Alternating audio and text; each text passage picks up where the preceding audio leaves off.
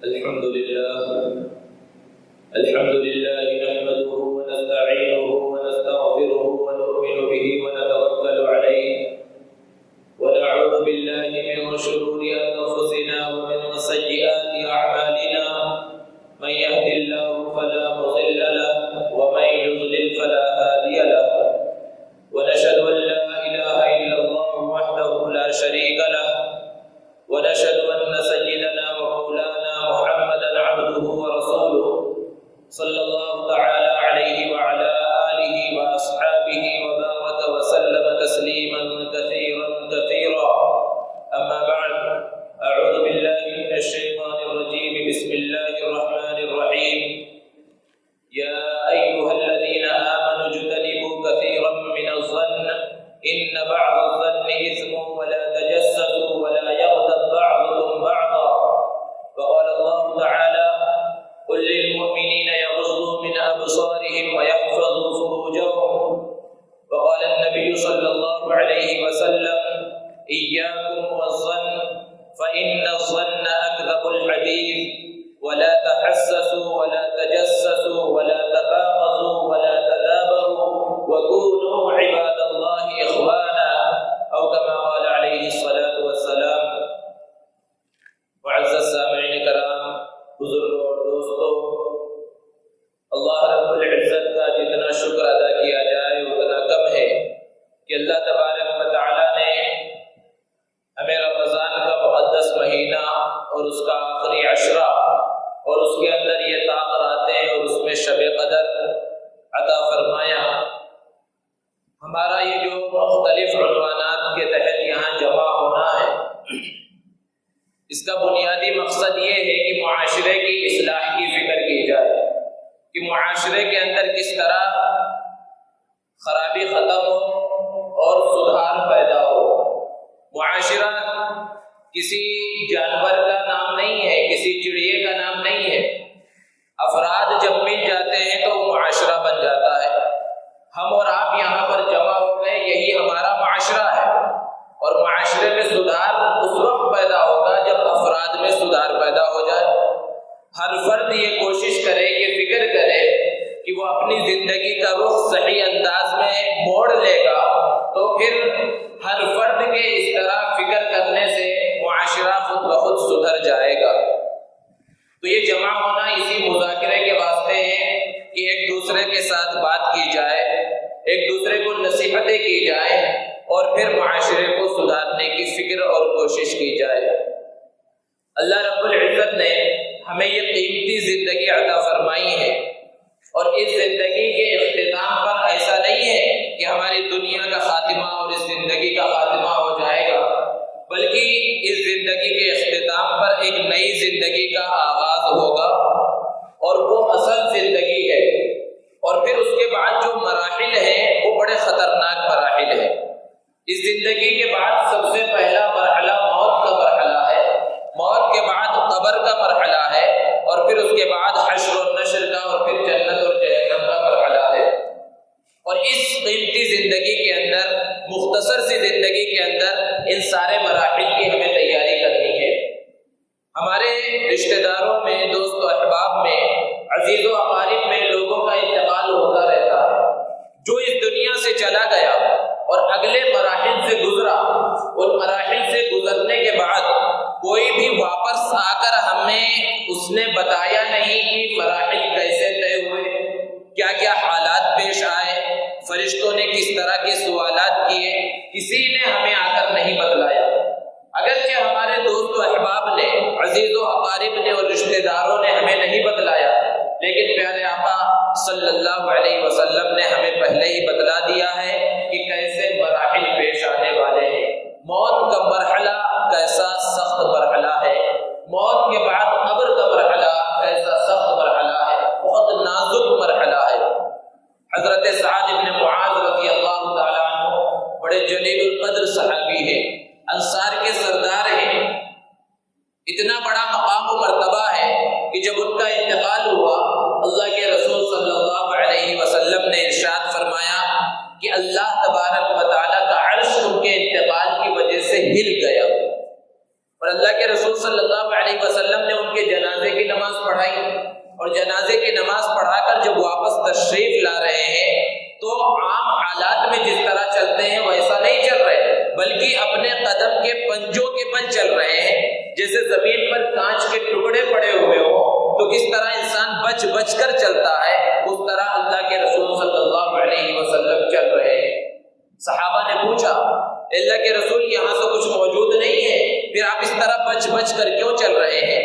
اللہ کے رسول صلی اللہ علیہ وسلم نے ارشاد فرمایا کہ سعد کا وہ مقام اور مرتبہ ہے اللہ رب العزت کے نزدیک کہ ان کے جنازے میں شریک ہونے کے واسطے 70,000 فرشتے اترے ہیں، جس کی وجہ سے یہ جگہ بھر گئی ہے، تنگ ہو گئی ہے، اس لیے میں بچ بچ کر چل رہا ہوں۔ یہ مقام اور یہ مرتبہ ہے حضرت سعد بن معاذ رضی اللہ تعالیٰ عنہ کا۔ اللہ کے رسول صلی اللہ علیہ وسلم نے نماز جنازہ پڑھائی ہے، پھر آپ کو قبرستان لے جایا گیا، قبر میں اتارا گیا، آپ پر مٹی ڈال دی گئی، پھر اس کے بعد اللہ کے رسول صلی اللہ علیہ وسلم نے ارشاد فرمایا اپنے بھائی سعد کے واسطے دعا کرو۔ صحابہ پریشان ہو گئے، عرض کیا اللہ کے رسول سعد کی جنازے کی نماز آپ نے پڑھائی، ان کی تدفین میں آپ نے حصہ لیا، کیا اب بھی ان کو دعا کی ضرورت ہے؟ اللہ کے رسول صلی اللہ علیہ وسلم نے ارشاد فرمایا کہ قبر کے اندر جب کوئی بندہ پہنچتا ہے تو قبر یہ نہیں دیکھتی کہ کس کا نسب کیا ہے، کس کا رشتہ دار ہے، یہ صحابی ہے کہ تابعی ہے، یہ سب نہیں دیکھتی، بلکہ جب کوئی بندہ قبر میں پہنچتا ہے تو قبر تو پہلے اسے بھیجتی ہے، یہاں تک کہ ایک طرف کی پسلیاں دوسری طرف کی پسلیوں میں مل جاتی ہے، پھر اس کے بعد دیکھا جاتا ہے وہ نیک ہے یا برا ہے، پھر اس کے بعد کے مراحل پیش آتے ہیں۔ ذرا تصور کیجیے، سوچئے کہ اتنا بڑا مقام و مرتبہ صحابی رسول کا، انصار کے سردار ہے، جس کے آنے کی خوشی میں رحمان کا عرش ہل گیا ہے ان کے استقبال کے واسطے، اور جس کی جنازے کی نماز اللہ کے رسول صلی اللہ علیہ وسلم نے پڑھائی، جس کے جنازے میں 70,000 فرشتے شریک ہوئے، اس کے بارے میں بھی اللہ کے رسول صلی اللہ علیہ وسلم فرما رہے ہیں کہ ان کا یہ قبر کا مرحلہ آسانی سے گزر جائے، اس کے لیے دعا کرو۔ اور ہما اور شما کا معاملہ کیا؟ آج رمضان کا مہینہ چل رہا، لوگ عبادتوں کے اندر مشغول ہیں، نماز بھی پڑھ رہے ہیں، روزہ بھی رکھ رہے ہیں، تلاوت قرآن میں بھی مشغول ہیں، دیگر عبادات میں بھی انسان مشغول رہتا ہے، لیکن ان سب کے جو اثرات انسان کی زندگی پر ظاہر ہونے چاہیے وہ ظاہر نہیں ہو رہے۔ نماز کے بارے میں اللہ نے ارشاد فرمایا ان الصلاۃ تنہی عن الفحشاء والمنکر، کہ نماز بری باتوں سے، گناہوں سے روک دیتی ہے۔ ایک انسان ہے، پنج وقتہ نمازی ہے، صف اول میں نماز پڑھ رہا ہے، لیکن گناہوں والی زندگی ہے، گھر والے غلط راستوں کے اوپر چل رہے ہیں، گھر کا ماحول صحیح نہیں ہے، ہر طرح سے بظاہر عبادتیں نظر آ رہی ہیں، بظاہر دینداری نظر آ رہی ہے، لیکن اس کے باوجود بھی زندگی کے اندر چین اور سکون نہیں ہے۔ وہ چین و سکون جو ہمارے اسلاف کو حاصل تھا، صحابہ کو حاصل تھا، وہ چین و سکون عبادتوں کی کثرت کے باوجود بھی حاصل نہیں ہے۔ وجہ اس کی یہ ہے کہ ہماری عبادتوں کی مثال اس ٹنکی کی جیسی ہے کہ جس کے اندر اوپر سے خوب پانی ڈالا جا رہا ہے، اور نیچے ٹنکی میں ہم نے گناہوں کا ایک نل لگا دیا ہے اور اس نل کو کھول دیا ہے۔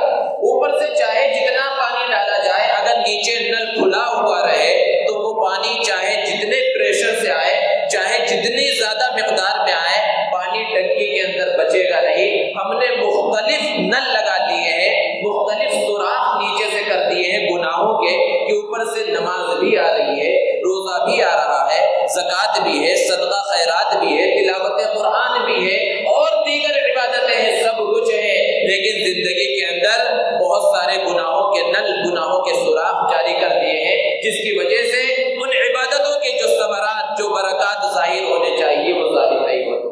اسی کو علماء نے بیان فرمایا مثال دے کر کہ انسان اے سی خریدتا ہے تو اے سی کا کام کیا ہے کہ وہ روم کو ٹھنڈا کرے، اور وہ روم کو ٹھنڈا کب کرے گا؟ جب روم کے دروازے اور کھڑکیوں کو بند کر دیا جائے۔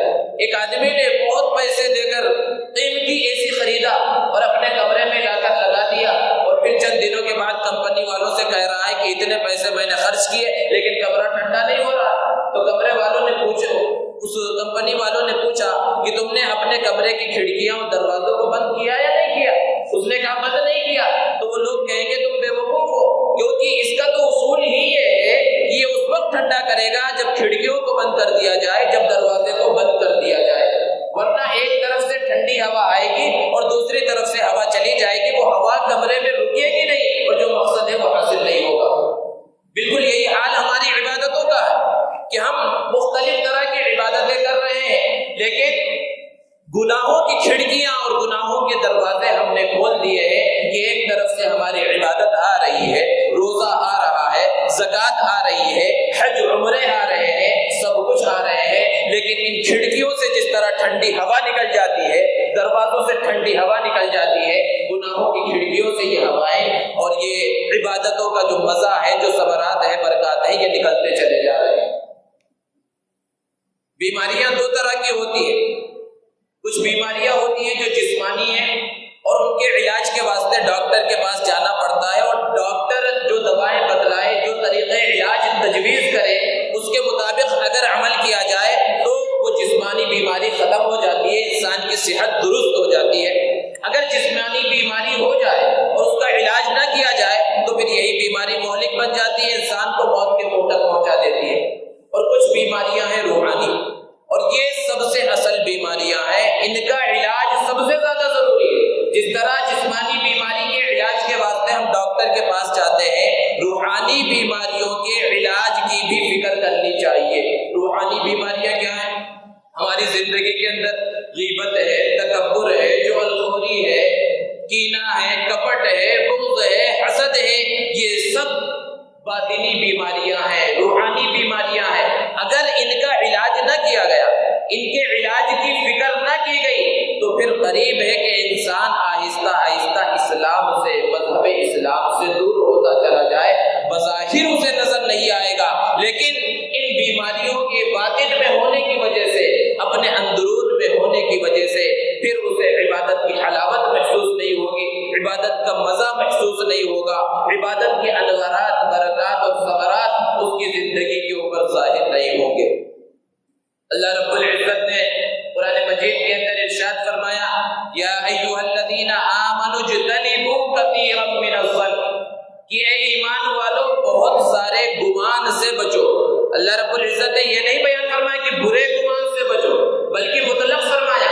اسی طرح نبی صلی اللہ علیہ وسلم نے ارشاد فرمایا ایاکم والظن، کہ گمان سے بچو، برے گمان سے بچو. اس کا حکم نہیں بلکہ مطلق، چاہے اچھا ہو یا برا ہو، کیونکہ انسان کے ساتھ شیطان لگا ہوا ہے اور شیطان سے خطرناک نفس لگا ہوا ہے. جب کسی کے بارے میں کوئی گمان آئے گا، مطلق گمان، چاہے اچھا ہی گمان ہو، تو وہ شیطان اس طرح انسان کو کچوکے لگائے گا، یہ نفس اس طرح اس کے اوپر حملہ کرے گا کہ یہ گمان بدگمانی کے اندر تبدیل ہو جائے گا.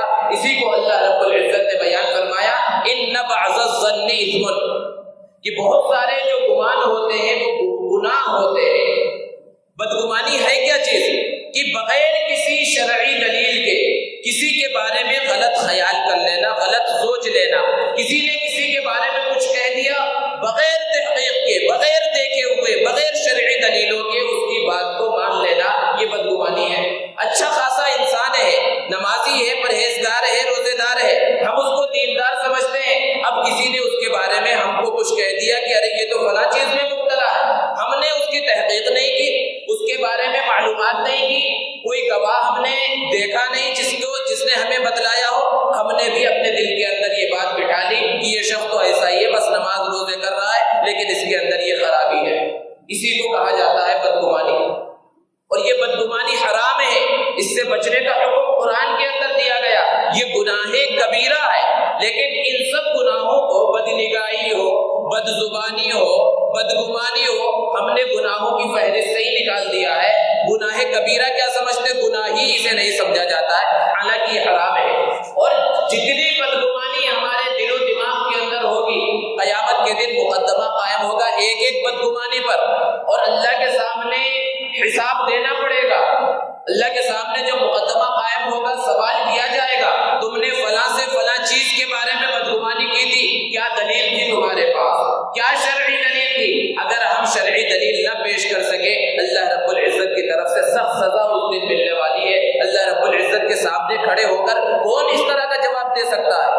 تو اس لیے بدگمانی سے بچنا بہت ضروری ہے۔ ایک تو عام بدگمانیاں ہیں جو ایک دوسرے کے بارے میں پھیلائی جاتی ہیں، میاں بیوی کے درمیان لڑائی پیدا کرنے کے واسطے شوہر کی بدگمانی بیوی کے دل و دماغ میں ڈالی جاتی ہے، شوہر کے دل و دماغ میں بیوی کے بارے میں ڈالی جاتی ہے، اور پھر آہستہ آہستہ گھر ٹوٹ جاتے ہیں۔ ساس بہو کے بارے میں ایک دوسرے کے بارے میں بدگمانیاں پیدا کی جاتی ہیں، اور بعض حالات کو دیکھ کر انسان خود بخود بدگمان ہو جاتا ہے اور گھر ٹوٹ جاتے ہیں، رشتہ داریاں ختم ہو جاتی ہیں۔ ایک تو اس طرح کی بدگمانیاں ہیں، پھر آپس میں دوستوں کی بدگمانیاں ہیں، پھر آپس میں اور عام مسلمانوں کی بدگمانیاں ہیں۔ اس سے بڑھ کر آج تو حال یہ ہو گیا، بدگمانیوں کا دائرہ اتنا وسیع ہو گیا کہ اب اللہ رب العزت سے بدگمانی دلوں کے اندر پیدا کی جاتی ہے، قرآن مجید سے بدگمانی پیدا کی جاتی ہے، احادیث مبارکہ سے بدگمانی پیدا کی جاتی ہے۔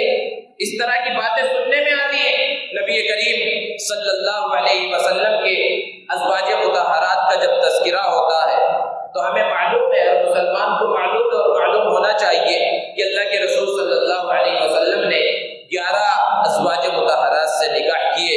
ام المؤمنین، امہات المؤمنین کی جو تعداد ہے وہ 11 ہے۔ تو ایک جگہ پر جہاں پر چند اعلیٰ تعلیم یافتہ لوگ بیٹھے ہوئے تھے، بحث و مباحثہ ان کے درمیان ہو رہا تھا، تو یہاں تذکرہ آیا کہ مسلمانوں کو 4 نکاح کی اجازت ہے۔ تو ایک شخص نے، حالانکہ وہ مسلمان ہے، مسلمانوں والا نام ہے، اب اصلی مسلمان ہے یا نہیں وہ تو پتہ نہیں، لیکن نام مسلمانوں والا ہے، اس نے فوراً یہ کہا، اس کی زبان سے یہ نکلا کہ خود تو 11 اور ہم کو صرف 4 کی اجازت۔ ذرا تصور کیجئے کہ بدگمانی کا دائرہ کہاں تک پہنچا۔ نبی صلی اللہ علیہ وسلم پر سیدھا اعتراض، اور جو سیدھے سادے لوگ وہ مسلمان، ان کا ذہن بھی خراب ہو جائے گا کہ یہ بات تو صحیح ہے کہ نبی نے خود 11 نکاح کیے، نبی نے خود 11 شادیاں کی، اور مسلمانوں کو صرف 4 کی اجازت کیوں؟ بدگمانی پیدا ہو، نبی سے بدگمانی، نبی سے بدگمانی جب پیدا ہو گئی تو پھر وہ انسان کامیاب ہوگا۔ علماء سے بدگمانیاں پیدا کی جا رہی ہیں، مدارس سے بدگمانی پیدا کی جا رہی ہے کہ ان سے مت پوچھو، ان کے پاس مت جاؤ، تو وہ سیدھا سادہ انسان جو نبی کے بارے میں بدگمان ہوا، اب وہ معلومات بھی حاصل کرے گا تو انٹرنیٹ پر معلومات حاصل کرے گا، جہاں اور زیادہ بدگمانیاں اسے ملیں گی۔ اس کو تو ہونا یہ چاہیے تھا کہ کسی عالم کے پاس آتا، کسی پڑھے لکھے کے پاس آتا اور اس مسئلے کو رکھتا کہ ایسی ایسی بات کہی جا رہی ہے کہ نبی نے تو 11 نکاح کیے اور مسلمانوں کو 4 کی اجازت ہے، ایسا کیوں؟ تو اگر علماء کے پاس آئے تو وہ جواب دیا جائے گا کہ اللہ کے رسول، سیدھی سی بات ہے۔ آج کسی سے بھی یہ سوال کیا جا سکتا ہے، کوئی غیر مسلم پوچھ سکتا ہے ایک عام مسلمان سے نکاح کے بارے میں، عورتوں کے اوپر ظلم کی بات کو لے کر جو میڈیا میں مسلسل کہا ہی جاتا ہے کہ مسلمان اپنے عورتوں کے اوپر بہت زیادہ ظلم کرتے ہیں، کسی عام مسلمان سے کوئی سوال کر لے کہ نبی نے تو 11 نکاح کیے، مسلمانوں کو صرف 4 کی اجازت کیوں ہے، کیا جواب دیا جائے گا؟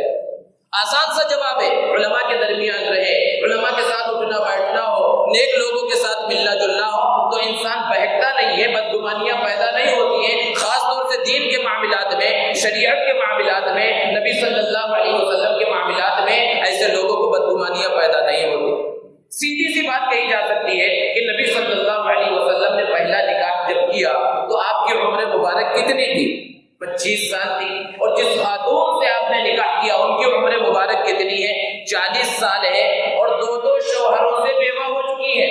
حضرت خدیجہ الکبریٰ رضی اللہ تعالی عنہا 2 شوہروں سے بیوہ ہو چکی ہے، 40 سال عمر ہے، اور اللہ کے رسول صلی اللہ علیہ وسلم نے اپنی پوری جوانی 25 سال سے لے کر 50 سال تک حضرت خدیجہ الکبریٰ رضی اللہ تعالی عنہا کے ساتھ گزاری۔ کیا اسی کو شہوت پرستی کہا جاتا ہے؟ اگر نعوذ باللہ ثم نعوذ باللہ نقل کفر نباشت کے تحت کہ حضور صلی اللہ علیہ وسلم اگر شہوت پرست ہوتے تو کیا بھرپور جوانی میں دوسرے نکاح نہ کرتے؟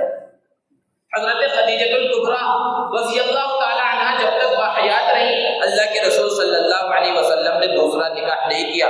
52-53 سال کی عمر میں اللہ کے رسول صلی اللہ علیہ وسلم نے دوسرا نکاح کیا، اور اس کے بعد مختلف نکاح کیے اللہ کے رسول صلی اللہ علیہ وسلم نے، اور ہر نکاح کی ایک حکمت ہے۔ بعض نکاح اس وجہ سے کیے گئے، ایسے خاتون سے کیے گئے جو بادشاہوں کی بیٹیاں ہیں، بعض سرداروں کی بیٹیاں ہیں، تاکہ ان کے ساتھ مسلمانوں کے تعلقات قائم کیے جائے۔ حضرت زینب بنت جحش رضی اللہ تعالی عنہا سے اللہ کے رسول صلی اللہ علیہ وسلم کا نکاح ہوا۔ ان کا پہلا نکاح حضرت زید بن حارثہ رضی اللہ تعالی عنہ سے ہوا تھا، جو اللہ کے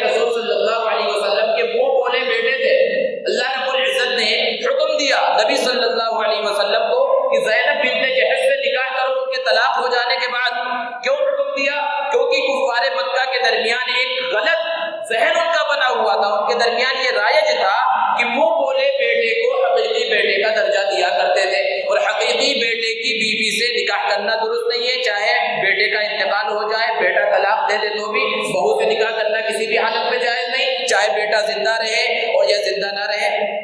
قرآن یہ بتلاتا ہے، قرآن نے حکم دیا ادعوہم لآبائہم کہ جو منہ بولے بیٹے ہیں ان کو ان کے باپ کے نام سے پکارو، جنہوں نے پال رکھا ہے ان کے لیے جائز نہیں ہے کہ ان کو اپنا نام دے دے۔ لے پالک کی، متمنا کی، بیٹا بنا لینے کی اسلام میں کوئی حقیقت نہیں ہے۔ کسی نے کسی کو گود لے لیا ہے تو وہ کبھی بھی حقیقی بیٹے کے درجے پر نہیں پہنچ سکتا اور نہ اس کی جائیداد کا وہ وارث بن سکتا ہے۔ قرآن اس کو کہہ رہا ہے، اللہ رب العزت نے اس بات کو ثابت کرنے کے واسطے حکم دیا کہ اپنے منہ بولے بیٹے کی مطلقہ بیوی سے آپ نکاح کرو۔ تو اس طرح الگ الگ نکاح جو اللہ کے رسول صلی اللہ علیہ وسلم نے کیے ہیں اس کی الگ الگ حکمتیں ہیں۔ تو یہ جو بدگمانیوں کا سلسلہ ہے یہ سلسلہ مزید سے مزید بڑھتا چلا جاتا ہے۔ تو ان بدگمانیوں سے بچنے کا حکم ہے، ورنہ قیامت میں حساب ہوگا۔ اس کا علاج کیا ہے؟ اس سے کیسے بچا جائے؟ کسی کے بارے میں اگر کوئی بدگمانی خود سے پیدا ہوئی یا کسی نے کہہ کر پیدا کی تو اس کے لیے بہتر طریقہ یہ ہے کہ ہم کوئی تعویل کریں۔ اپنے آپ کے واسطے ہم کتنی تعویلیں کر لیتے ہیں، دوسرے کے واسطے یہ تعویل کریں کہ اس نے یہ کام فلاں وجہ سے کیا ہوگا، ہو سکتا ہے اس وجہ سے اس نے یہ کام کر دیا ہو۔ اس طرح کی تعویلیں کرنی چاہیے۔ ایک بزرگ کے پاس ایک شخص آیا، اس نے کہا کہ فلاں شخص کے بارے میں کیا حکم ہے، وہ مسلمان ہے یا کافر ہے؟ اس کی چند باتیں میں آپ کے سامنے بیان کرتا ہوں، آپ اس کا حکم بتائیے۔ وہ بغیر دیکھے گواہی دے دیتا ہے، یعنی معاملے کو دیکھا نہیں ہے اور کہیں بھی جا کر گواہی دے دیتا ہے۔ جنت کو مانگتا نہیں ہے اور جہنم سے پناہ بھی نہیں مانگتا، بغیر رکوع سجدہ کے وہ نماز پڑھ لیتا ہے۔ ایسی اور چند باتیں ان بزرگ کے سامنے ایک شخص کی بیان کی۔ اب بتائیے اس کے بارے میں کیا حکم ہے؟ تو انہوں نے جواب دیا پکا مومن ہے۔ آج کسی کے سامنے کہا جائے کہ بغیر دیکھے گواہی دیتا ہے اور بغیر رکوع سجدے کے نماز پڑھ لیتا ہے، جنت کا جو ہے تذکرہ نہیں کرتا، جنت کو مانگتا نہیں، جہنم سے پناہ طلب نہیں کرتا، اور اس طرح کی اور باتیں بیان کی جائے تو فوراً انسان کہہ دے گا بھائی اس کا تو اسلام سے ایمان سے کوئی واسطہ نہیں۔ لیکن ان بزرگ نے جواب دیا اسی کو کہا جاتا ہے حسن ظن۔ حسن ظن یہ ثواب کی چیز ہے، کسی کے بارے میں اچھا گمان رکھنا، اس سے ثواب ملتا ہے، یہ بذات خود ایک عبادت ہے، مستحب ہے۔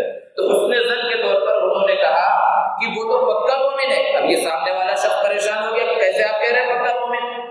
تو انہوں نے جواب دیا چند تعویلیں کی کہ تم کہہ رہے ہو کہ وہ بن دیکھے گواہی دیتا ہے، ہم تو بن دیکھے ہی ایمان رکھتے، ایمان بالغیب کا حکم دیا گیا ہے کہ اللہ کو بغیر دیکھے اللہ پر ایمان لانا ہے۔ ہم نے نبی کو دیکھا نہیں، جنت جہنم کو دیکھا نہیں، اور کسی معاملے کو آخرت کے کسی منظر کو ہم نے دیکھا نہیں، لیکن ہم سب پر ایمان رکھتے ہیں۔ گزشتہ کے انبیاء کو ہم نے نہیں دیکھا لیکن ہم ایمان رکھتے ہیں، تو یہی تو ایمان بالغیب ہے، وہ بھی بغیر دیکھے جو ہے گواہی دے رہا ہے۔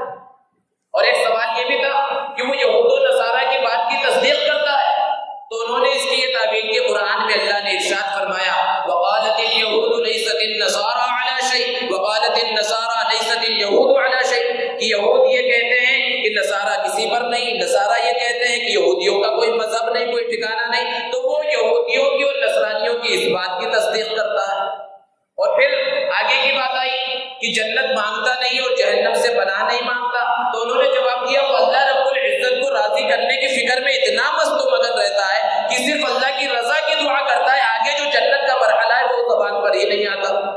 اور جہنم اس وجہ سے نہیں مانگتا کہ اللہ کی ناراضگی کا اتنا خوف، اتنا ڈر ہے کہ اللہ کی ناراضگی سے ہی بچنے کی دعا کرتا رہتا ہے، جہنم کے مرحلے تک وہ پہنچتا ہی نہیں ہے۔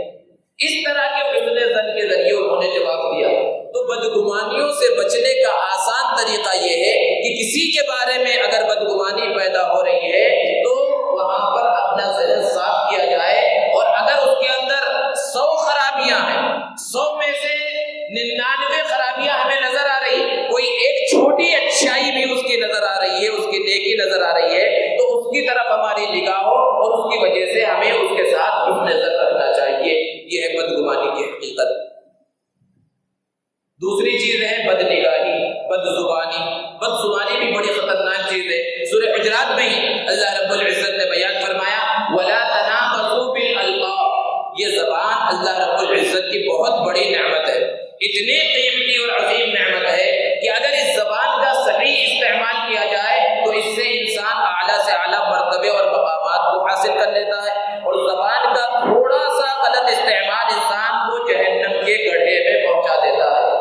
اسی وجہ سے پیارے آقا صلی اللہ علیہ وسلم نے ارشاد فرمایا کہ جب ابن آدم صبح کرتا ہے تو انسان کے بدن کے سارے اعضاء زبان کے سامنے ہاتھ جوڑ کر کھڑے ہو جاتے ہیں کہ تو صحیح رہے گا تو ہم صحیح رہیں گے، اگر تو بگڑ گیا تو ہم سب بگڑ جائیں گے۔ زبان کی وجہ سے سارے فتنے وجود میں آتے ہیں، کسی کو گالی دے دی تو لڑائی جھگڑے اب ہوگا، اب مار پیٹ جو ہوگی وہ دوسرے اعضاء کو جھیلنا پڑے گا، اس نے تو زبان سے کہہ دیا تھا۔ تو اس وجہ سے یہ زبان کی حقیقت ہے، زبان کی اہمیت ہے، اور یہ زبان اللہ نے نعمت کے طور پر عطا کی ہے، اور اس کی بہت ساری ذمہ داریاں ہیں۔ اس کا کام ہے انسان کھائے اس کے ذریعے کسی چیز کو ٹیسٹ کر کے اس کا ذائقہ بتائے، میٹھا ہے، کڑوا ہے، کھٹا ہے۔ اس کی بڑی ذمہ داری ہے سچ بولنا، جھوٹ سے بچانا، اس زبان کو غیبتوں سے بچانا، چغلخوری سے بچانا، دوسروں کی برائی کرنے سے بچانا۔ تو اس زبان کا صحیح استعمال بہت زیادہ ضروری ہے۔ آج ہمارے معاشرے میں اور خصوصاً نوجوانوں کے طبقے میں آپس میں دوست و احباب میں یعنی جگری دوست ہے لیکن بد زبانیاں بہت زیادہ، ارے ترے سے بات ہو رہی ہے، ایک دوسرے کو گالیاں دی جا رہی، یعنی دوستی میں کہ جگری دوست ہے، گالیاں، ماں بہن کی گالیاں ایک دوست آپس میں دے رہے ہیں اور اس کو برا بھی نہیں سمجھا جا رہا ہے، حالانکہ اللہ کے رسول صلی اللہ علیہ وسلم نے ارشاد فرمایا سباب المسلم فسوق، کہ مسلمان کو گالی دینا بہت بڑا گناہ ہے۔ تو یہ تو آپس کی بات ہے، اور کہیں لڑائی جھگڑے کا موقع آ گیا تو پھر مسلمان کی زبانیں ہیں، اس کو کس طرح اپنی زبان کی فکر کرنی چاہیے، کوئی پاس و لحاظ نہیں ہوتا، اور پھر اس طرح بد زبانی پر اتر جاتا، ارے ترے اور ماں بہن کی گالیاں فوراً نکالنا شروع کر دیتا ہے۔ یہ بد زبانی سے اللہ کے رسول صلی اللہ علیہ وسلم نے منع فرمایا۔ قرآن میں اللہ نے بیان فرمایا وَلَا تَنَابَزُوا بِالْأَلْقَابِ، کہ لوگوں کو برے ناموں سے مت پکارو۔ الگ الگ لوگوں کے نام رکھ دیے جاتے ہیں، کسی کو کالا کہا جا رہا ہے، کسی کو گڈھا کہا جا رہا ہے، کسی کو کچھ کہا جا رہا ہے، کسی کو کچھ کہا جا رہا ہے، اس سے بھی منع کیا گیا، یہ سب حرام ہے۔ کسی کو کسی ایسے نام سے پکارنا کہ سامنے والا اس کو ناپسند کرتا ہو، اگر اس کو پکارا جا رہا ہے، یہ گناہ کبیرہ ہے، حرام ہے، سخت گناہ ہے، اللہ رب العزت نے اس سے بچنے کا حکم دیا ہے۔ بدنگاہی کے بارے میں بھی آپ نے مولانا سنا، قرآن مجید میں اللہ رب العزت نے بیان فرمایا قُلْ لِلْمُؤْمِنِينَ يَغُضُّوا مِنْ أَبْصَارِهِمْ، یہ نبی صلی اللہ علیہ وسلم مومن مردوں سے کہہ دیجئے کہ وہ اپنی نگاہوں کو نیچے رکھے۔ یہ نگاہ ابلیس کے تیروں میں سے سب سے خطرناک تیر ہے، اور زنا کی سیڑھیوں میں سے سب سے پہلی سیڑھی ہے یہ نگاہ۔ یہ آنکھ اللہ رب العزت کی بہت بڑی نعمت ہے، بہت بڑی نعمت ہے۔ جس طرح ایک کیمرہ ہوتا ہے، انسان کیمرے کے ذریعے مختلف چیزوں کی تصویریں لے رہا ہے، ویڈیو بنا رہا ہے، اس کیمرے کے اندر چاہے موبائل فون کا کیمرہ ہو یا عام کیمرہ ہو، ایک میموری لگی ہوئی ہے، ہارڈ ڈسک لگی ہوئی ہے، جس کے اندر پوری چیزیں جمع ہو رہی ہیں، وہ تصویریں سب جمع ہو رہی ہیں، لیکن اس میموری کے اندر، اس ہارڈ ڈسک کے اندر احساس نہیں ہے، تصویریں جمع ہو رہی ہیں۔ بالکل اسی طرح ہمارا آنکھ بھی کیمرے کی طرح ہے کہ جس چیز کو دیکھ رہا ہے اپنے دماغ میں محفوظ کرتا جا رہا ہے، ہر چیز کی تصویر محفوظ کرتا جا رہا ہے۔ کیمرے میں اور آنکھ میں فرق یہ ہے کہ وہاں جو میموری کے اندر اور ہارڈ ڈسک میں جو محفوظ ہو رہا ہے اس کا کوئی اثر نہیں ہوتا، لیکن نگاہ سے جو تصویر ہمارے دماغ میں محفوظ ہو رہی ہے، ایک ایک تصویر کا ہمارے پورے بدن پر فوراً اثر پڑتا ہے۔ کسی اللہ والے کو دیکھ لیا تو فوراً ایک اچھا تاثر ملتا ہے، کہیں لڑائی جھگڑا ہو رہا ہے، کسی کمزور آدمی کو مارا جا رہا ہے، اس کو ہم نے دیکھا تو فوراً اس مظلوم کے بارے میں رحم کا جذبہ ہمارے دل کے اندر پیدا ہوتا ہے۔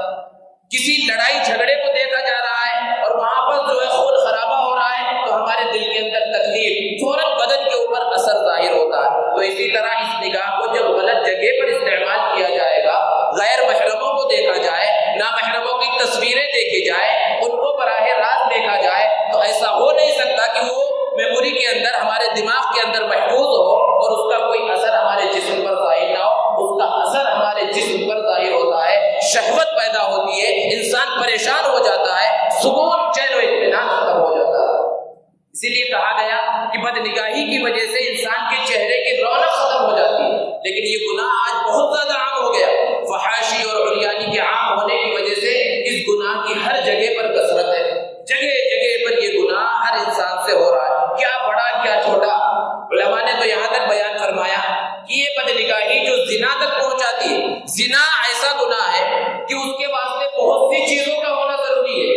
اس کے واسطے کیا ہے؟ سامنے والے کا رضامند ہونا ضروری ہے، ماحول کا سازگار ہونا ضروری ہے، حالات کا سازگار ہونا ضروری ہے، ایسی جگہ کا ملنا ضروری ہے جہاں کوئی دیکھنے والا نہ ہو. تو اس زنا تک پہنچنا بسا اوقات مشکل ہوتا ہے، ہر کوئی نہیں پہنچ پاتا. لیکن یہ بد نگاہی جو آنکھوں کا زنا ہے، اس کے لیے کسی چیز کی ضرورت نہیں ہے، ہر جگہ پر ہو سکتا ہے، ہر شخص کر سکتا ہے، چاہے کوئی دیکھنے والا ہو کوئی دیکھنے والا نہ ہو. اور یہاں پر عمر کی بھی قید نہیں، جوان ہو کہ بوڑھا، ہر کوئی اس بیماری میں، اس لت کے اندر مبتلا ہے.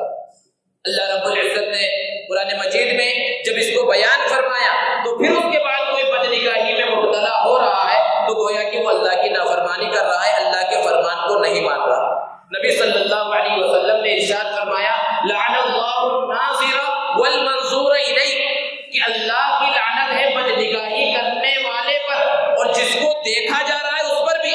یہاں سوال پیدا ہو سکتا ہے کہ جس کو دیکھا جا رہا ہے اس پر اللہ کی لعنت کیوں؟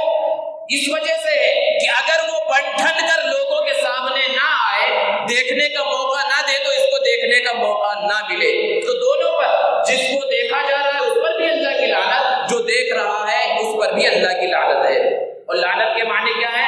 بہت عجیب رحمہ، کہ رحمت سے دور ہو گیا. اللہ کی لعنت کا مطلب کیا ہے؟ اللہ کی رحمت سے دور ہو جانا. اب اللہ کی رحمت سے انسان دور ہو جائے تو پھر اس کی زندگی کے اندر چین اور سکون کہاں سے آئے گا؟ تو یہ بڑے بڑے گناہ ہیں، بد نگاہی کا گناہ ہو، بد زبانی کا گناہ ہو، بدگمانی کا گناہ ہو، یہ بہت بڑے بڑے گناہ ہیں. ان سب گناہوں سے بچنے کی ضرورت ہے. اور بچنے کے واسطے خاص طور سے بد نگاہی والے گناہ سے بچنے کے لیے جو چیز ضروری ہے وہ ہے ہمت اور ارادہ. انسان جب تک ہمت اور ارادہ نہیں کرے گا تو وہ اس سے بچ نہیں سکتا. وہ عذر پیش کرے گا کہ بھائی آج زمانہ بہت خراب ہو گیا ہے، آج تو ہم مارکیٹ میں چلے جائیں، دکان پہ چلے جائیں، ہم تو بچ ہی نہیں سکتے. یہ سب اعذار ہیں. لیکن اگر سچا ارادہ کر لے انسان، پختہ ارادہ کر لے تو پھر ان گناہوں سے بچنا آسان ہو جاتا ہے. تو سب سے پہلی چیز ہے ارادہ. حضرت یوسف علیہ السلام کا واقعہ ہر مسلمان کو معلوم ہے کہ زلیخا نے جب پھسلایا اور گناہ کی دعوت دی، دروازے سارے بند کر دیے. اللہ رب العزت نے قرآن مجید کے اندر بیان فرمایا وَلَقَدْ هَمَّتْ بِهِ وَهَمَّ بِهَا، کہ زلیخا کے دل میں تو گناہ کا خیال تھا ہی جب تو وہ گناہ کی دعوت دے رہی تھی. حضرت یوسف علیہ السلام کے دل میں بھی گناہ کا خیال، گناہ کا داعیہ، گناہ کا ارادہ پیدا ہوا. جب یہ تفسیر کی جاتی ہے تو مفسرین بیان کرتے ہیں کہ لوگ پریشان ہو جاتے ہیں کہ اس میں تو نبی کی گستاخی ہے کہ نبی کی جانب یہ نسبت کی جا رہی ہے کہ نبی کے دل میں گناہ کا خیال پیدا ہوا. حالانکہ اللہ رب العزت یہی بات بتلانا چاہتے ہیں کہ گناہ کا خیال پیدا ہو گیا پھر گناہ سے بچ جائے انسان، یہ اصل کمال ہے. اگر انسان کے دل میں گناہ کا خیال ہی نہیں ہے، گناہ کا ارادہ ہی نہیں ہے، گناہ کے لیے حالات سازگار نہیں ہے، گناہ کے لیے ماحول سازگار نہیں ہے، گناہ کی دعوت نہیں مل رہی ہے، پھر گناہ سے بچ رہا ہے تو اس کے اندر کون سا کمال ہے؟ اصل کمال تو یہ ہے گناہ کی دعوت مل رہی ہے، گناہ کے واسطے حالات سازگار ہے، ماحول سازگار ہے، پھر انسان گناہ سے بچ جائے تو اصل کمال ہے. حضرت یوسف علیہ السلام کے دل میں گناہ کا خیال پیدا ہوا، پھر گناہ سے بچ گئے. اب گناہ سے بچنے کا بظاہر کوئی راستہ نہیں ہے کیونکہ جتنے کمرے ہیں ہر دروازے پر تالے لگے ہوئے ہیں، بھاگنے کا کوئی راستہ نہیں ہے. اور وہاں پر ہو سکتا ہے ان کو بدنام کرنے کے واسطے شور کیا جائے، لیکن ارادہ کیا. بندے کا کام ہے ارادہ کرنا، اللہ رب العزت کی طرف سے مدد آتی ہے. ارادہ کیا، دروازے کی طرف بھاگے، حالانکہ دیکھ رہے دروازے پر تالا لگا ہوا ہے، لیکن جب انہوں نے ارادہ کر لیا اور دروازے کی طرف بھاگے تو تالے خود بخود کھلتے چلے گئے اور حضرت یوسف علیہ السلام باہر نکل گئے. ارادہ ہی نہیں کرے گا تو گناہ سے نہیں بچ پائے گا انسان. تو سب سے پہلی چیز ہے بدنگاہی سے بچنے کے واسطے کہ انسان ارادہ کر لے. الترغیب والترہیب اس نام کی دو کتابیں ہیں. ایک ہے حدیث کے اندر جس کو علامہ منذری رحمۃ اللہ علیہ نے جمع کیا، اور دوسری کتاب ہے علامہ یافعی رحمۃ اللہ علیہ کی جو تصوف اور سلوک کے اوپر ہے. اس کے اندر انہوں نے ایک واقعہ لکھا ہے کہ ایک شخص تھا، وہ اپنے والد کے ساتھ دکان کے اوپر بیٹھتا تھا. ایک بوڑھی عورت دکان پہ سامان خریدنے کے واسطے آئی اور کچھ سامان اس نے خریدا اور پیسے نہیں دیے. اس شخص سے اس بوڑھی عورت نے کہا کہ اپنے اس نوجوان بچے کو ہمارے گھر تک بھیج دو، میں اس کے ہاتھ سے پیسے بھجوا دوں گی. تو اس شخص نے، تاجر نے اپنے نوجوان بیٹے کو اس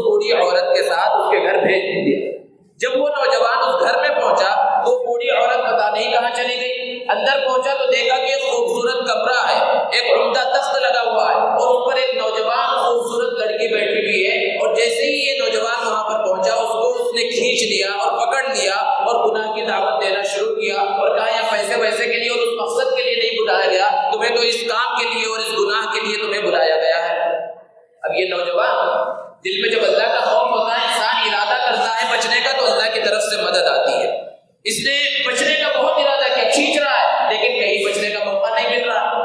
تو اس نوجوان نے کہا کہ مجھے ضرورت محسوس ہو رہی ہے، میں قضائے حاجت کے لیے جانا چاہتے ہوں۔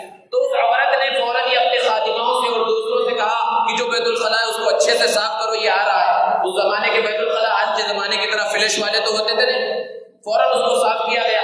اب یہ نوجوان وہاں پر پہنچا، قضائے حاجت کی اور بچنے کی ترکیبیں سوچ رہا ہے، تو اسے ایک ترکیب جو سمجھ میں آئی، اس نے خود اپنی نجاست کو ہاتھوں سے اٹھا کر پورے بدن پر کپڑے پر مل لیا اور پھر اس کے بعد لڑکی کے سامنے گیا۔ تو وہ لڑکی اب جو ہے غصے میں آ گئی، یہ کیا تو نے بے وقوف ہے، چلا جا یہاں سے۔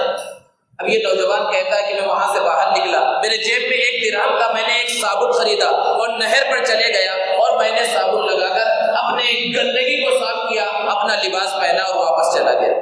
جب رات ہوئی تو میں نے خواب میں دیکھا کہ ایک شخص آیا اور اس نے مجھے ایک عمدہ لباس پہنایا اور لباس پہنانے کے بعد میرے جسم پر مشک اور دوسری خوشبو جو ہے اس نے مل دیا، اور اس کے بعد سے جب میں اٹھا تو پھر میرے جسم کے اندر سے اس طرح کی مسلسل خوشبوئیں آ رہی ہیں۔ اس کے ایک دوست نے اس سے پوچھا کہ بھائی تو کتنا بے وقوف ہے کہ اپنی کمائی کا کتنا زیادہ پیسہ تو اپنے عطر پر اور خوشبو پر خرچ کرتا۔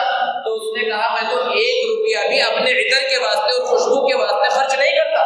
تو اس نے پوچھا کہ بتاؤ وجہ کیا ہے، پھر کیسے تمہارے اندر سے، تمہارے جسم سے، تمہارے بدن سے اتنی خوشبو آتی ہے؟ تو وہ نوجوان انکار کرتا رہا، لیکن جیسا کہ کہا گیا ہے الانسان حریص فیما منع، کہ جس چیز سے انسان کو روک دیا جائے اس کا اور زیادہ لالچی ہو جاتا ہے۔ دوست نے جب بہت اصرار کیا تو اس نوجوان نے یہ واقعہ بتلایا جس کو علامہ یافعی نے اپنی کتاب کے اندر بیان کیا۔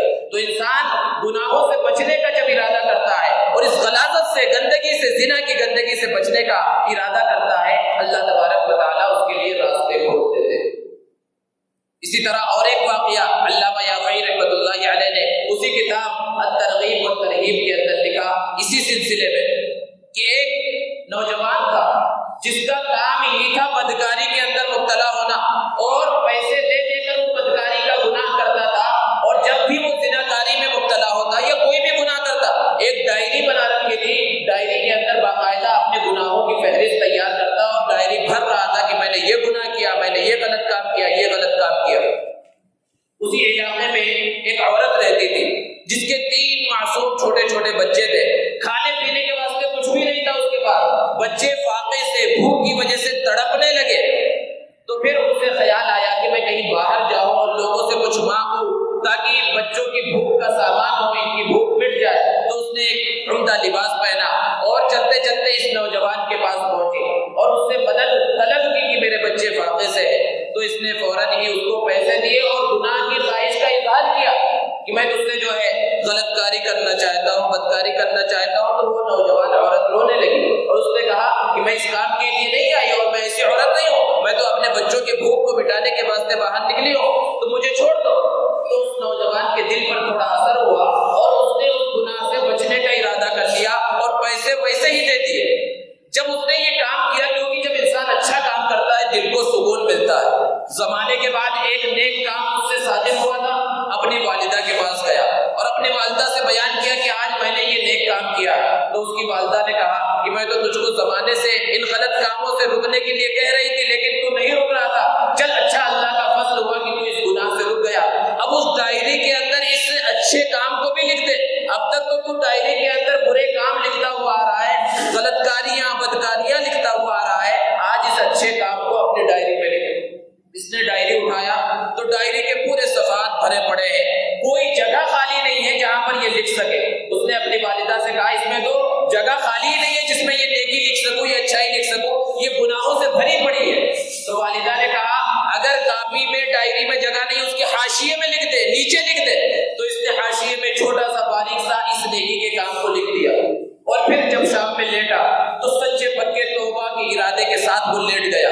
پھر جب صبح اٹھا اور اپنی ڈائری کو اٹھا کر دیکھا تو ڈائری بالکل صاف ہے، صرف وہی حاشیہ چمک رہا ہے، کونے میں، کنارے میں جو اس نے اس نیک کام کو لکھا تھا وہ نظر آ رہا ہے، اور باقی پورے جو گناہ لکھے ہوئے تھے وہ گناہ ختم ہو گئے ہیں، اور وہاں پر لکھا ہوا ہے ان الحسنات یذھبن السیئات، کہ نیکیاں برائیوں کو مٹا ڈالتی ہیں۔ انسان جب نیک کام کرتا ہے، گناہوں کی زندگی میں آلودہ ہے، لٹپٹ ہے، اور اس سے نکل کر جب آتا ہے اور نیک کام کرتا ہے تو اس کے دل کو سکون ملتا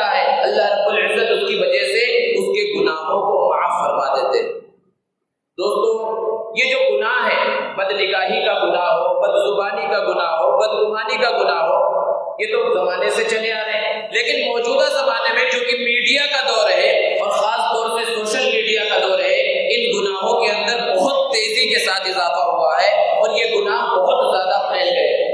میڈیا آج ہماری ضرورت ہے، اس کا استعمال کرنا ہر ایک کے لیے اب ضروری بن گیا ہے۔ ویسے تو ایک اعتبار سے دیکھا جائے تو اللہ کے رسول صلی اللہ علیہ وسلم کی ایک سنت ہے ذریعے ابلاغ کا استعمال۔ ایک جگہ سے دوسری جگہ تک بات پہنچانے کو ہی ابلاغ کہا جاتا ہے، اور جس ذریعے سے بات پہنچائی جائے اسے ہی ذریعے ابلاغ کہا جاتا ہے۔ پہلے زمانے میں اپنی بات دوسروں تک پہنچانے کے دو ذریعے تھے، ایک ہے زبان اور دوسرا قلم۔ انبیاء کرام علیہ السلام کے بارے میں قرآن نے بیان کیا کہ انہوں نے اپنے قوم کو سمجھانے کے واسطے زبانی تخاطب کا طریقہ استعمال کیا، اپنی زبان سے لوگوں کو کہا انی لکم رسول امین فاتقوا اللہ واطیعون، کہ میں رسول بنا کر بھیجا گیا ہوں، اللہ سے ڈرو، میری اطاعت کرو۔ زبانی تخاطب کا طریقہ استعمال کیا۔ اللہ کے رسول صلی اللہ علیہ وسلم کو جب نبوت عطا کی گئی، آپ صفا پہاڑی پر چڑھ گئے اور لوگوں کو جمع کر کے بتلایا کہ مجھے اللہ نے نبوت عطا کر فرمائی ہے تم ایک اللہ کی عبادت کرو، قولوا لا الہ الا اللہ، لا الہ الا اللہ کہہ لو، تم لوگ کامیاب ہو جاؤ گے۔ لیکن اس سے زبان کے ذریعے بات وہاں جتنے لوگ موجود ہیں ان تک پہنچے گی۔ ہر ایسے ذریعے کا استعمال کرنا جس سے کم وقت میں زیادہ سے زیادہ لوگوں تک بات پہنچ جائے، یہ اللہ کے رسول صلی اللہ علیہ وسلم کی سنت ہے۔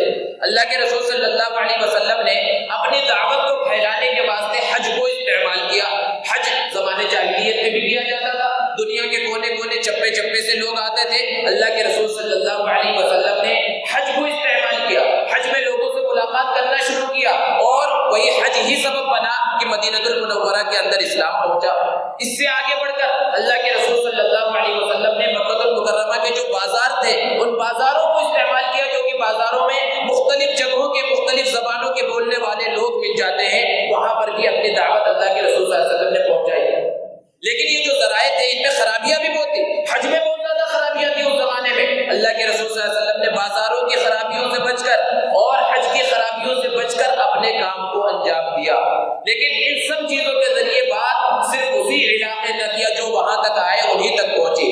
صلح حدیبیہ کے بعد اللہ کے رسول صلی اللہ علیہ وسلم نے دنیا کے بڑے بڑے ملکوں کے بادشاہوں کے نام خطوط روانہ کیے، قلم کا استعمال کیا اپنی بات کو پہنچانے کے واسطے۔ تو اپنی بات کو پہنچانا دوسرے تک اور اس کے ذریعے جو بھی ذریعہ ہو سکتا ہے اس کا استعمال کرنا، یہ اللہ کے رسول صلی اللہ علیہ وسلم کا طریقہ ہے۔ اب موجودہ زمانے میں ذرائع ابلاغ نے بہت زیادہ ترقی کی ہے، اس کے اندر میڈیا آ گیا، اور میڈیا میں بھی پرنٹ میڈیا ہے، الیکٹرانک میڈیا ہے، پھر سوشل میڈیا ہے۔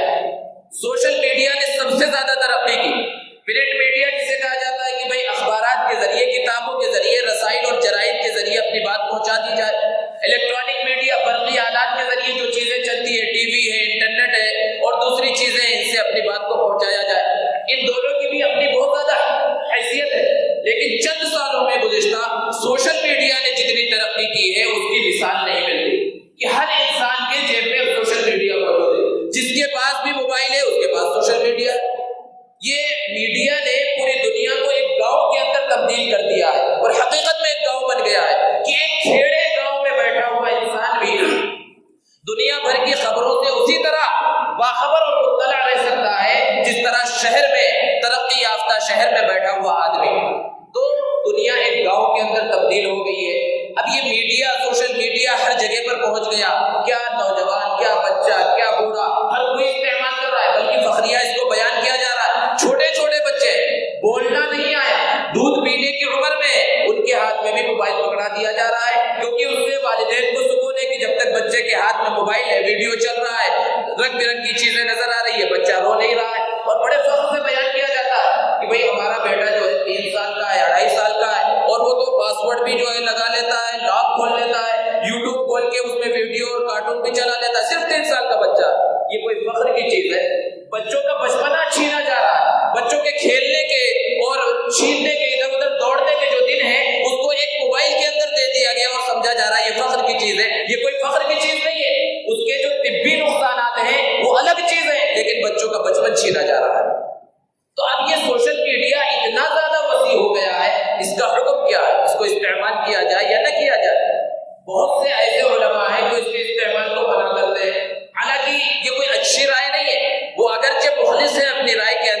لیکن یہ چیز اتنی زیادہ پھیل گئی ہے کہ اب اس کو روکنا کسی کے بس کی بات نہیں ہے. اور بہت سے لوگ وہ ہیں، ایک طبقہ وہ ہے جو اس کو استعمال کرنے کی عام اجازت دیتا ہے، مادر پدر آزادی کے ساتھ، کہ جس طرح چاہے جیسے چاہے اس کو استعمال کرو. اعتدال اسلام سکھاتا ہے. اعتدال کا راستہ یہ ہے کہ اس کو صحیح انداز میں استعمال کیا جائے. جو چیزیں اس میں صحیح ہیں اس سے فائدہ اٹھایا جائے، جو چیزیں اس میں غلط ہے اس سے بچا جائے. ہماری اپنی زندگی کے اندر جن چیزوں کا دیکھنا جائز، social media, mobile, computer, internet, T V پر اس کا دیکھنا جائز، اور جو چیزیں عام زندگی میں ناجائز وہ چیزیں سوشل میڈیا پر ہو، print media, electronic media, T V, internet, جہاں پر بھی ہو وہ ناجائز ہوں گے. تو آج والدین کی اور سرپرستوں کی ذمہ داری بہت زیادہ بڑھ گئی ہے کہ جب ہر ایک کے پاس یہ چیز پہنچ گئی تو اپنے ماتحتوں کی ذمہ داری کے ساتھ ان کی نگرانی کرنا کہ یہ اس کو صحیح انداز میں استعمال کر رہے ہیں یا نہیں کر رہے ہیں. سوشل میڈیا کا جو سب سے غلط استعمال ہوتا ہے جھوٹ کو پھیلانے کے واسطے، کہ آج جھوٹ کو اتنا بولا جا رہا ہے سوشل میڈیا کے ذریعے کہ اس کو سچ سمجھا جا رہا ہے. کوئی فیک نیوز پھیلا دی جاتی ہے، وہ چند منٹوں میں، چند لمحوں کے اندر وائرل ہو جاتی ہے پوری دنیا کے اندر، حالانکہ اس کا حقیقت سے کوئی واسطہ نہیں ہے، لیکن پوری دنیا اس کو سچ سمجھنے لگتی ہے. کسی کے انتقال کی، مر جانے کی خبر پھیلا دی گئی اور اتنی زور شور سے پھیلی کہ پوری دنیا اس پر یقین کر رہی ہے. انا للہ و انا الیہ راجعون پڑھا جا رہا ہے، سب کچھ ہو رہا ہے، حالانکہ ابھی ان کا انتقال ہی نہیں ہوا. تو جھوٹ پھیلانے کا سب سے بڑا ذریعہ، اور خاص طور سے جو پرنٹ میڈیا، الیکٹرانک میڈیا ہے، وہاں پر بیٹھ کر جھوٹ پھیلایا جا رہا ہے، جھوٹی خبریں نشر کی جا رہی ہیں، ان سب چیزوں کے ذریعے جھوٹ پھیل رہا ہے. اسی طرح اس کے ذریعے دہشت گردی کو بھی بہت زیادہ فروغ ملا ہے. غلط خبریں پھیلانے، ایک دوسرے کی جو ہے غیبتیں کرنے کے اندر بہت زیادہ استعمال ہو رہا ہے. اور اس کے اندر آپ جو سوشل میڈیا کے جو ذرائع ہیں جیسے کہ واٹس ایپ ہے، فیس بک ہے، ٹویٹر وغیرہ ہے، ساری چیزوں کو اٹھا کر دیکھیں کہ کس طرح بد زبانیاں ہوتی ہیں. آپس میں مسلکی جگہ ہوتی ہے، اس میں غیروں سے جو مقابلہ ہوتا ہے وہ چیز الگ ہے. آپس میں مسلمانوں میں کیسی بحثی ہوتی ہے اور کیسی کیسی زبان استعمال ہوتی ہے. جو حضرات اور خصوصاً نوجوان فیس بک وغیرہ استعمال کرتے ہیں وہ اچھی طرح سے جانتے ہیں کہ مسلکوں میں آپس میں مسلک کے نام پر، مسجد کے نام پر کس طرح گالیاں دی جاتی ہیں، علماء کی پگڑیاں اچھالی جاتی ہیں، فوٹو شاپ تصویریں لگائی جاتی ہے. سامنے والا بھی جان رہا ہوتا ہے کہ اس تصویر ایڈٹ کی ہوئی ہے، اصلی تصویر نہیں ہے، لیکن پھر بھی وہ اس کو آگے بڑھانے میں جو ہے بہت بڑا فخر سمجھتا ہے.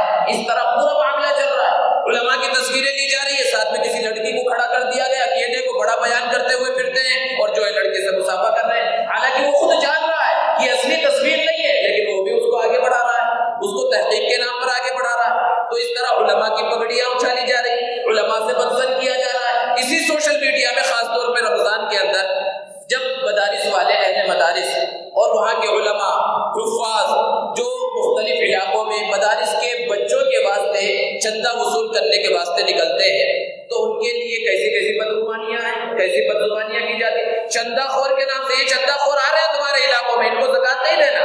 یہ سب باتیں سوشل میڈیا پر ہوتی ہیں. علماء سے بدزن، مدارس سے بدزن، کہ ان مدارس نے آج تک کیا کیا ہے؟ ان مدارس سے کوئی چاند پر گیا، کوئی ڈاکٹر بنا، کوئی انجینئر بنا؟ ان علماء نے کیا کر لیا سوائے مسلح پر کھڑے ہونے کے، سوائے ایک دو خطبے دینے کے، بیان کر دینے کے؟ انہوں نے کیا کر لیا؟ اس طرح کی باتیں کہی جا رہی ہے. انہی سے اگر سوال کیا جائے کہ فلاں ڈاکٹر صاحب ہے، وہ ڈاکٹر صاحب نے کون سی دین کی کتاب لکھ دی؟ ہر ایک کا ایک میدان ہے. ہم کہیں نہیں کہتے کہ وہ فلاں کام کر لے، یہ فلاں کام کر لے، ہر ایک کا ایک میدان ہے. لیکن ذہنوں کو خراب کرنے کے واسطے بد زبانی، بدگمانی، یہ سب سوشل میڈیا کے اوپر ہو رہا ہے. تو ضرورت اس بات کی ہے کہ اس سوشل میڈیا کو صحیح انداز میں استعمال کیا جائے. اس کا صحیح استعمال اگر کیا جائے تو بہت اچھا استعمال ہو سکتا ہے. جتنی غلط فہمیاں اسلام کے بارے میں پھیلائی جا رہی ہیں اور جو کہا جا رہا ہے، جو اعتراضات کیے جا رہے ہیں، اسی سوشل میڈیا کے ذریعے اور الیکٹرانک میڈیا کے ذریعے کیے جا رہے ہیں. جو مسلمان جانتے ہیں، اس سب چیزوں کا علم رکھتے ہیں اور اسلامی معلومات بھی رکھتے ہیں، ان کے لیے یہ اچھا موقع ہے کہ اسی پلیٹ فارم پر آ کر، اسی جگہ کے اوپر آ کر ان کا صحیح انداز میں جواب دیا جائے. یہ ہمارے نوجوان اور خصوصاً وہ نوجوان جو کالج اور یونیورسٹیوں سے متعلق ہیں اور جو سوشل میڈیا کی باریکیوں کو جانتے ہیں، اچھے سے استعمال کر سکتے ہیں، وہ ان کا جواب بھی دے سکتے ہیں. علماء سے معلوم کر کے اس پلیٹ فارم پر وہ جواب دے سکتے ہیں. اسی طرح یہ سوشل میڈیا اور یہ جو میڈیا، مطلق میڈیا، یہ علم کے حصول کا بھی اس زمانے میں بہت بڑا ذریعہ بن گیا. کہ پہلے زمانے میں لوگ علم کے حاصل کرنے کے واسطے پریشان ہوتے تھے. دنیاوی اعتبار سے دیکھا جائے کہ ارے بھائی فلاں بہت بڑا پروفیسر ہے لیکن وہ فلاں ملک میں رہتا ہے, ہم اس سے علم حاصل نہیں کر سکتے. فلاں بہت بڑے مولانا ہے, ان کی بات کو سننا چاہیے, ان سے ملاقات کرنی چاہیے. لیکن آج میڈیا کے جو ہے پھیل جانے کی وجہ سے اور سوشل میڈیا کے ہر جگہ پر پہنچ جانے کی وجہ سے جہاں دوسری خرابیاں, یہ بدگمانیاں اور بدزبانیاں پھیلی ہیں, وہیں علماء سے تعلق بھی پیدا کیا جا سکتا ہے. اور دنیاوی اعتبار سے دیکھا جائے تو آج ایک گاؤں کے اندر بیٹھ کر ایک اسٹوڈنٹ, ایک طالب علم بڑے بڑے پروفیسروں سے جو امریکہ اور کینیڈا اور دوسری جگہوں پر رہ رہے ہیں, وہاں سے آن لائن جو ہے وہ سبق پڑھ رہے ہیں, اس انداز میں بھی اس کو استعمال کیا جا سکتا ہے. تو بہرحال خلاصہ یہ ہے کہ سوشل میڈیا کے ذریعے یہ سارے گناہ بہت زیادہ پھیلے ہیں, خصوصاً بے حیائی, عریانیت اور فحاشی اس کے ذریعے بہت زیادہ عام ہوئی ہے. نامحرموں کی, غیر محرموں کی تصویروں کا بھیجنا, ایک دوسرے کو شیئر کرنا, یہ سب ایسے گناہ ہیں جو انسان کے کھاتے میں لکھے جاتے رہیں گے. جو اس کی باریکیوں کو جانتے ہیں وہ بتاتے ہیں کہ آپ نے انٹرنیٹ پر کبھی کوئی تصویر یا کوئی بھی چیز آگے بھیج دی, اس کو سیٹ کر دیا, آگے بھیج دیا اور وہ شیئر ہونا شروع ہو گیا, تو آپ کتنی بھی کوشش کر لیں اس کو آپ دوبارہ ڈیلیٹ نہیں کروا سکتے, چاہے جتنی کوشش کر لیں. جیسے کہ نیکیوں کے بارے میں کہا جاتا ہے, اچھائیوں کے بارے میں, کہ جو کسی اچھے کام کی ترغیب دے تو کرنے والے کو بھی ثواب ملتا ہے, اور جس نے ترغیب دی اس کو بھی ثواب ملتا ہے, اور جس نے کوئی اچھا کام ایجاد کر دیا جب تک وہ کام ہوتا رہتا ہے اس کو بھی ثواب ملتا رہے گا. اس کے برخلاف گناہوں کا معاملہ بھی ایسا ہی ہے کہ جس نے کسی گناہ کو ایجاد کر دیا, کسی گناہ کی چیز کو, غلط چیز کو پھیلا دیا, تو جو لوگ آگے کرتے جا رہے ہیں ان سب کو تو گناہ ملے گا ہی, لیکن سب سے پہلے جس نے اس کو پھیلایا تھا یہ مر جائے گا, تھک جائے گا, زمین میں دفن ہو جائے گا, لیکن اس کے نام اعمال میں وہ گناہ لکھا جاتا رہے گا. ایک غیر محرم کی تصویر اگر اس نے آگے بڑھا دیے, شیئر کر دیے, اس کو فارورڈ کر دیا ہے اور اس کو لوگ دیکھ رہے ہیں, اس سے شہوت لے رہے ہیں, آگے وہ چل رہا ہے, اس شخص کا انتقال ہو گیا, جنازے کی نماز ہو گئی, لیکن جب تک وہ چلتا رہے گا, وہ چلتا ہی چلا جائے گا, اس کے نام اعمال میں وہ گناہ لکھا جاتا رہے گا. اس لیے ان سب گناہوں سے بچنے کی ضرورت ہے. اور سوشل میڈیا کے تعلق سے خاص طور پر ایک اور چیز ہے کہ تنہائی کے اندر اس کے استعمال میں احتیاط کی سب سے زیادہ ضرورت ہے. اور اب تو اس کے استعمال میں تنہائی کا بھی مسئلہ نہیں ہے, یہ سوشل میڈیا کی خرابیوں میں سے کہ رشتے ناتوں میں سے محبتیں ختم ہو رہی ہیں, آپس میں ماں باپ, بھائی بہن سب بیٹھے ہوئے ہیں اور سب کے پاس اپنے اپنے موبائل ہیں اور ہر کوئی اپنی دنیا کے اندر مشغول ہے.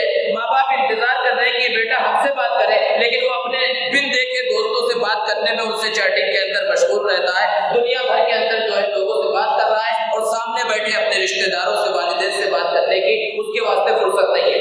تو تنہائی میں جانا ضروری نہیں ہے, سب کے سامنے وہ الگ کونے میں بیٹھا ہوا ہے اور وہاں وہ کیا دیکھ رہا ہے, دنیا پوری اس کی مٹھی کے اندر ہے, کون سی غلط چیز دیکھ رہا ہے, نامحرموں کو دیکھ رہا ہے, غلط چیزوں کو دیکھ رہا ہے, گندی تصویروں کو دیکھ رہا ہے, کوئی کچھ نہیں کر سکتا. صرف ایک ہی چیز اس کو اس گناہ سے بچا سکتی ہے, اور وہ ہے اللہ کا خوف, اللہ کا ڈر, جس کو قرآن نے بیان کیا کہ تقویٰ کیا ہے. عام طور پر لوگ کہتے ہیں فلاں بڑا متقی ہے, اور متقی کا مطلب ہم یہ سمجھتے ہیں جو بہت بڑا دیندار ہو. متقی تقوی سے ہے جس کے معنی بچنا, جو جتنا زیادہ گناہوں سے بچنے والا ہوگا وہ اتنا بڑا متقی ہوگا.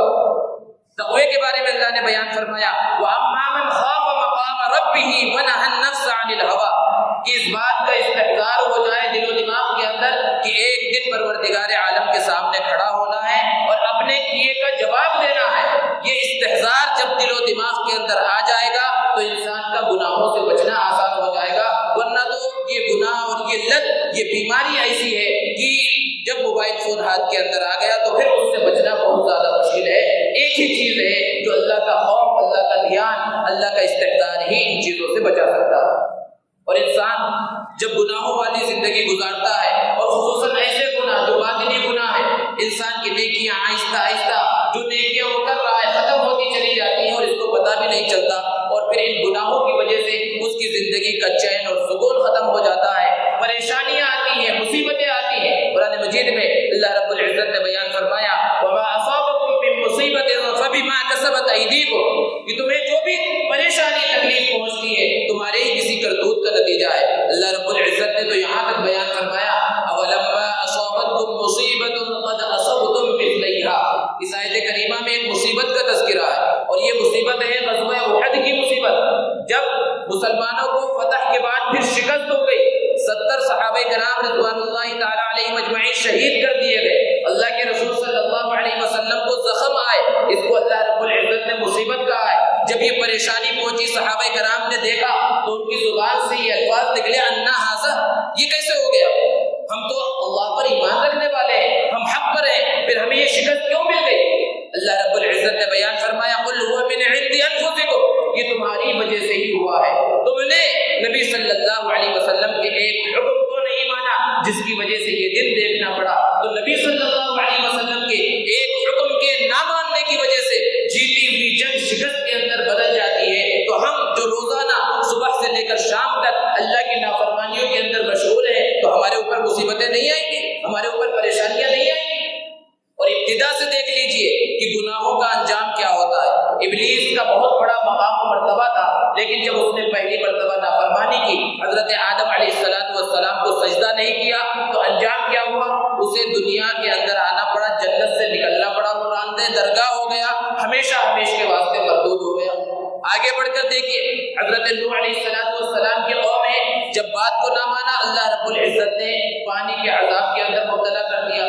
قوم عاد ہے، قوم سمود ہے، قوم لوط ہے، الگ الگ گناہوں کے اندر یہ لوگ مبتلا ہوتے رہے، نبی کی بات کو انہوں نے قبول نہیں کیا، اللہ رب العزت نے سب کو تباہ و برباد کر دیا۔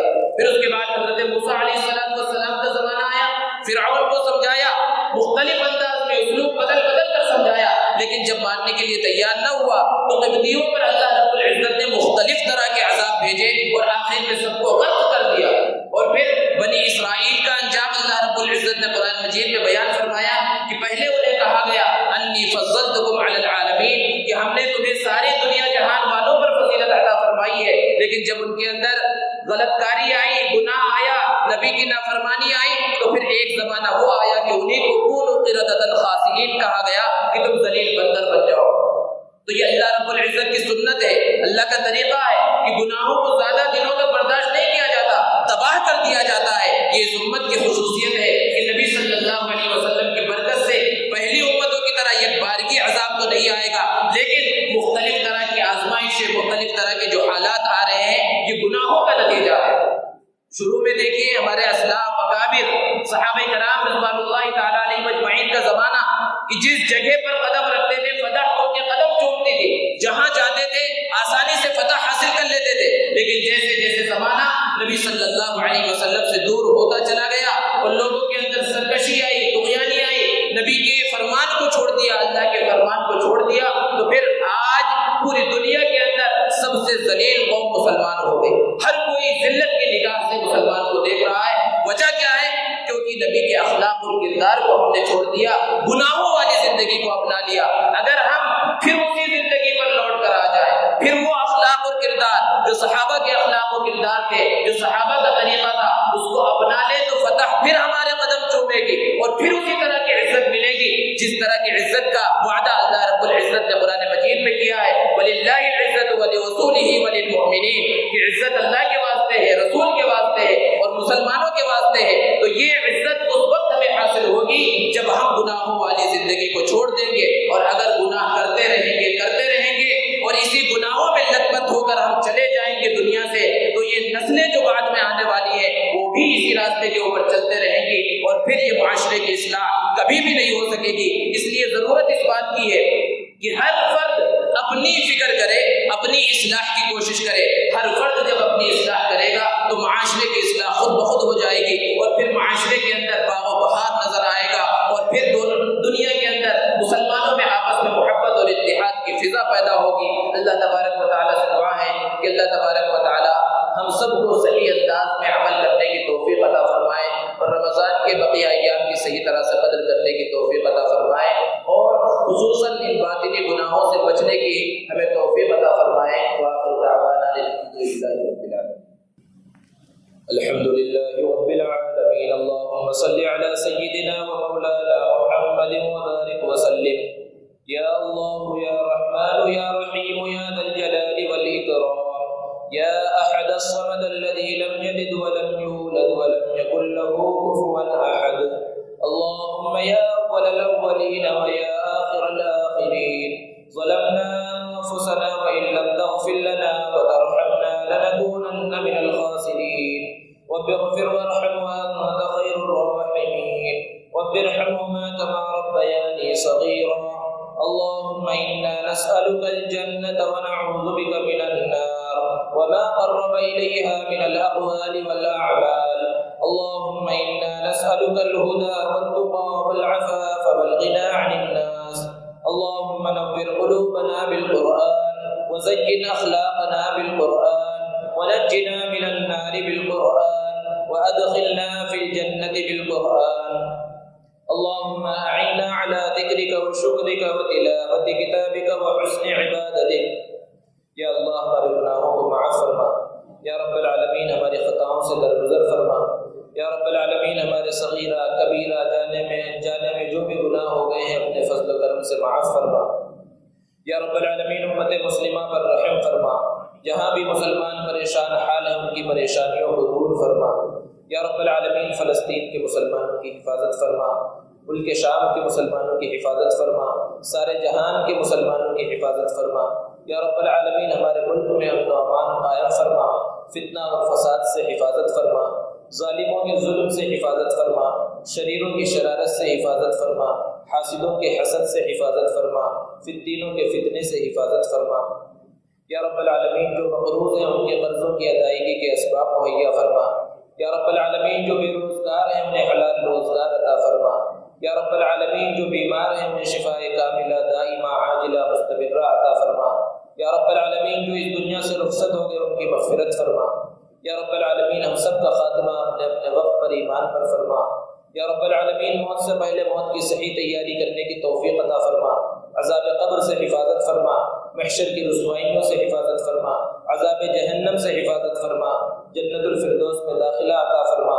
جنت الفردوس میں لے جانے والے اعمال کرنے کی توفیق عطا فرما، یا رب العالمین اعمال جہنم سے حفاظت فرما، یا رب العالمین حوض کوثر پر حضور اکرم صلی اللہ علیہ وسلم کے دست مبارک سے جام کوثر عطا فرما، یا رب العالمین حضور اکرم صلی اللہ علیہ وسلم کی شفاعت عطا فرما، یا رب العالمین مدارس اسلامیہ کی حفاظت فرما، مساجد کی حفاظت فرما، خانقاہوں تبلیغی مراکز اور دینی مکاتب کی حفاظت فرما، یا رب العالمین حرمین شریفین کی زیارت کی توفیق عطا فرما، یا رب العالمین حج مبرور کی توفیق عطا فرما، یا رب العالمین رمضان